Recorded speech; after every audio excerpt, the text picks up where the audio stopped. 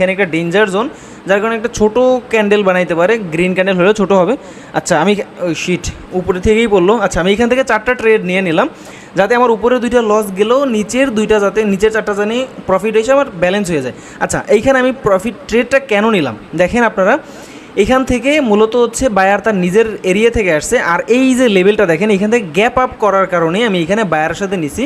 কারণ অ্যাঙ্গালফ তো ও এমনি হচ্ছে ক্লোজিং ধারা গ্যাপ মানে হচ্ছে অ্যাঙ্গালফ করতে পারে না, তবে গ্যাপ আপ দ্বারা ও ওই ক্যান্ডেল অ্যাঙ্গালফ করে দিছে, যার কারণে আমি এইখানে বায়ারের সাথে ট্রেড প্লেস করছি। অ্যান্ড আই হোপ আমার ট্রেডটা প্রফিট চলে আসবে। ওকে দেখা যাক এটা ফাইনাল ক্লোজিং অবধি আমরা যদি একটু ওয়েট করি এবং দেখি যে হচ্ছে আমার ট্রেডটা কী হয়।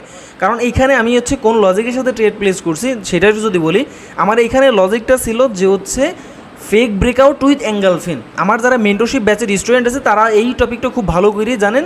আচ্ছা আমার ট্রেডটা প্রফিট চলে আসলো। ওকে সবাই ভালো থাকবেন, আল্লাহ হাফেজ।